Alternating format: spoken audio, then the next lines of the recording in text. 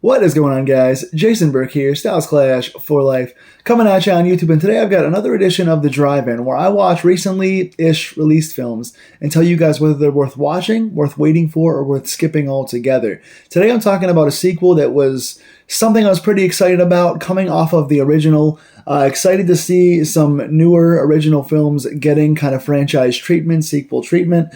Wanted to see this one in theaters, got busy, could not check it out when it first came out, so I waited for it to hit, I think Peacock. I think it's on Peacock now. I'm talking about 2025's Black Phone 2. This came out, I think, in November-ish of 2025. Like I said, didn't get a chance to watch it live like I wanted to. Hit Peacock at the end of 2025, start of 2026, and now a few months old, Black Phone 2 is out. That being said, even though it's on Peacock right now, it's still fairly newish, so I'm not going to give any spoilers. This review will be spoiler-free. And before I get into this, I also want to let you guys know that over on pophorror.com, I am doing a write-up, a journalism review of Match from 2025, in which I call it the best to-be original horror film to ever exist so far.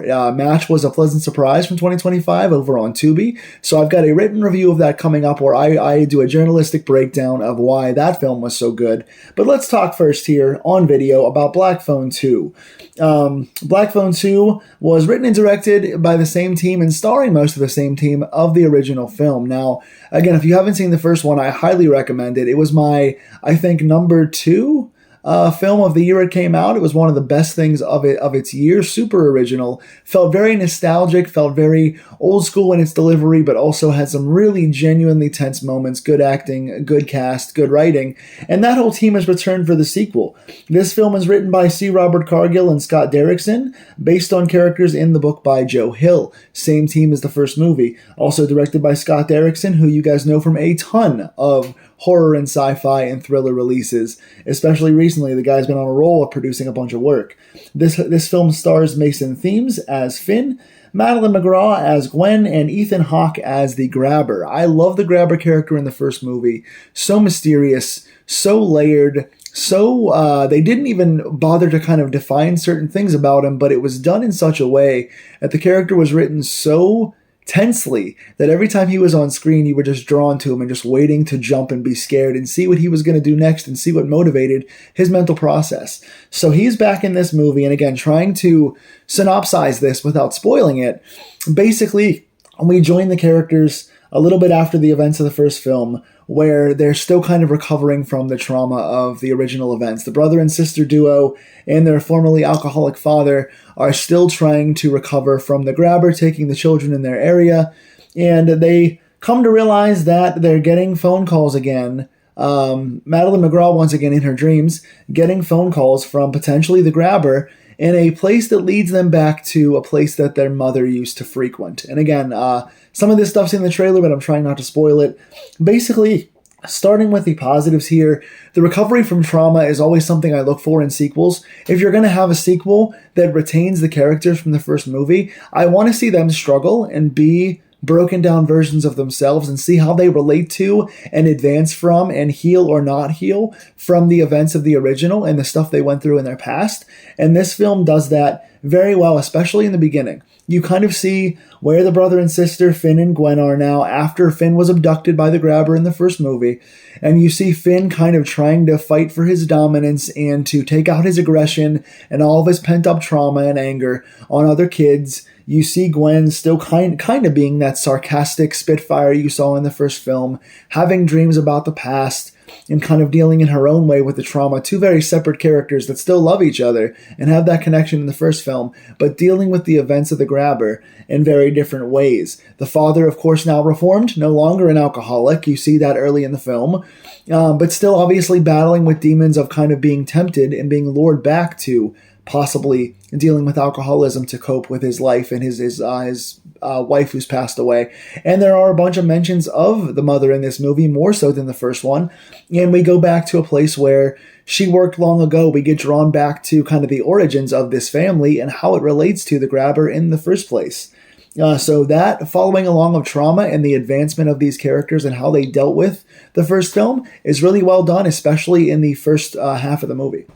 Environment. The environment in this film overall was good. You get the start of the small town again. You're back in the original house. You get some of the feel of kind of them growing up and dealing with this situation. And then you also, when you get them into the new environment for the location of the sequel here, it's very cold and wintry. It is a quintessential winter horror feel. You get the ice, you get the snow. It feels cold. Everything feels kind of desaturated and kind of icy tones. Everything feels a bit more claustrophobic when it's snowy out. There's nowhere to escape to. There's snow all over the place. Everything feels like you're trapped. You're either trapped inside or you're trapped in the ice. There's nowhere to flee to, which makes for a tense environment. So the environment and location in this are very well done.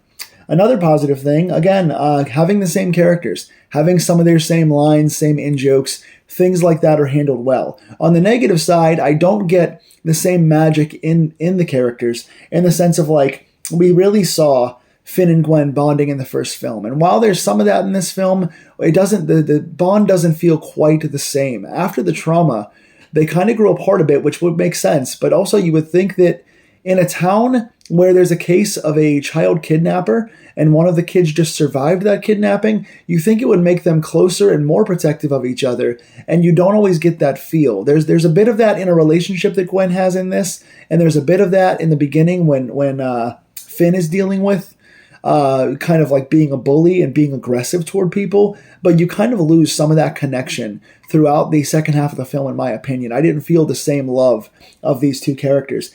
Gwen also kind of lost a bit of herself here. You don't get the sarcastic, in-your-face Gwen until the second half of the film. The first half, she feels a lot more tamer and reserved in the first half of this film, and that's the opposite of what I liked about Gwen in the first film. So while we do get it back later in the movie, I don't feel that it's always consistent. So while I like the same characters in this, and I like that they're growing together as a company, I don't necessarily think that they retained all the magic of the first film. Getting into negatives now, there's no set rules for this. I think by now, if you've seen the previews for the second one, or you've seen people online talk about it, or if you've watched it, you know kind of some of the spoilers. And I'm not going to spoil them here, but there's a lot of changing of the rules from the first film. Now, granted, the first film was meant to be a bit ambiguous as to what the Grabber was and why the Grabber was what he was, and they tried to flesh it out a little more in this film, which is cool. I like adding a little bit of story on top of the mystery and letting Ethan Hawke kind of fill in a little bit without trying to humanize him too much. I think they tried to humanize him a little bit too much and making his story a little bit too fleshed out to lose part of the magic. That's what you don't want to do with a slasher, serial killer, angry villain character. Like when Michael Myers got too fleshed out, he got really, they were making up plots for him and creating family and creating Curse of Thorns, and people stopped enjoying Halloween for that reason. Rob Zombie tried to make him white trash in his movies, and that's why it lost magic in the sequel. You had things like, Leprechaun obviously gets too silly after the original, and Wishmaster changes actors, and they overexpose him, and, Candyman gets repetitive in the original second and third sequel.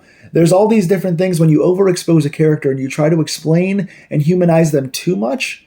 There's a fine line between filling in gaps and making him more effective by kind of giving him more of a backstory, and overexposing him to make him kind of too much. And that's what they did, I think, in this movie. Same thing with Freddy Krueger, making him into a comedy character. And this one, while it wasn't comedy, it definitely overexposed him. But more so, back to my original point with the set rules, sometimes the Grabber is able to affect people in their dreams, and sometimes he's not. And sometimes he's able to affect just the person in a certain state, and other times he can affect other people when they're in that state. And sometimes he can't. And sometimes you have to do a certain thing to conjure him, and sometimes you don't. And so there's this, they tried to make him into too much of a caricature of a horror villain, and they didn't keep any of their rules. Then not only did they kind of change some of the origins or change some of the reality of the first film, but they didn't have a set section of rules so that every time you see him, there's a different thing. Oh, she used this to bring him to life.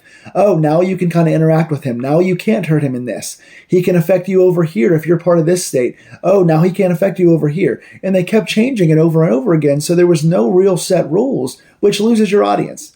Another thing, what's this word mean? Inconsistent. I couldn't read my own handwriting, sorry. But inconsistent goes with the set rules. You can't introduce these really wacky rules that kind of hurts the original and then not keep yourself adhering to these rules. The writers really fumbled how to deal with the grabber, and maybe they were explained in some way, or maybe there was some circumstances around the rules that I didn't catch, but I really didn't like the way they did that. Lost the nostalgia. I talked about the original and how the characters don't feel quite the same. The father doesn't feel quite the same. Neither of the bond of the brother and sister doesn't feel the same. Nothing about this film feels nostalgic. And this is going to go into my next point too, with the filter. So in the first movie, you had this kind of VHS grain to it. It felt kind of like a 70s exploitation movie at times because you had this VHS grain that really fit the style of the movie and made everything feel a little bit darker and a little bit more kind of nasty in tone while still keeping a nice, gritty but well done, well executed shot list. Your cinematography was nice, but it was gritty and grimy.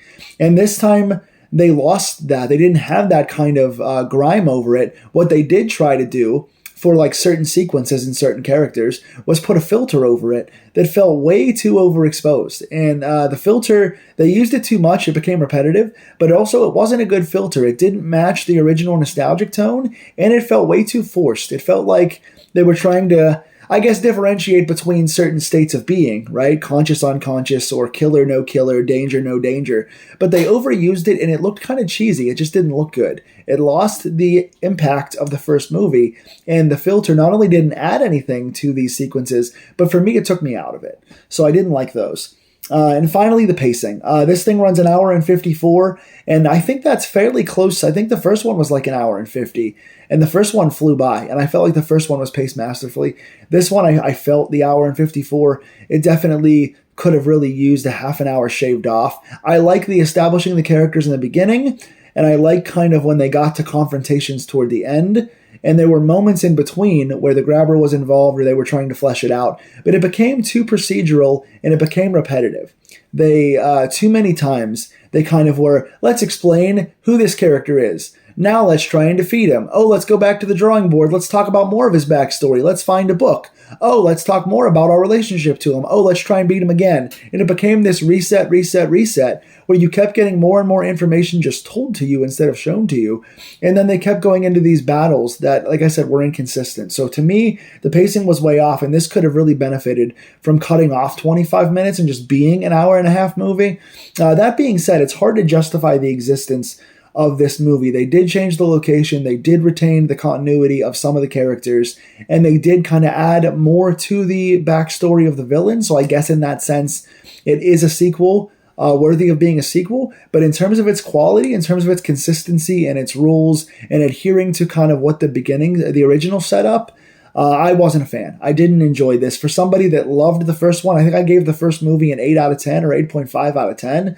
This one I'm giving a 4 out of 10. I really didn't enjoy it. Again, there were some nice moments, beginning and end. There were a couple of like jump scare things that were cool. The environment was cool. Seeing the same characters again was cool. But all in all, I think the magic was lost, and I wish they hadn't made this movie, personally. So I'm going to give this a 4 out of 10. If you've seen it, what do you think? Please tell me in the comments down below. If you want me to talk spoilers and get more specific, let's talk about that in the comments. If you have not seen it, it's on Peacock. If you loved the first one, you might not like this one, but I could be wrong. This is just my personal taste. Go check it out. It's on Peacock right now. And also, like I said before, head over to Pop Horror, one word, pophorror.com to check out my journalistic written review of Match from 2025 on Tubi. What else would you like me to review on this channel going forward? Are you here for the movies, here for the Steelers, here for both? What do you like? Tell me in the comments down below. Please like, share, and subscribe these movie deep dives if you want more of these, and I will see you guys soon.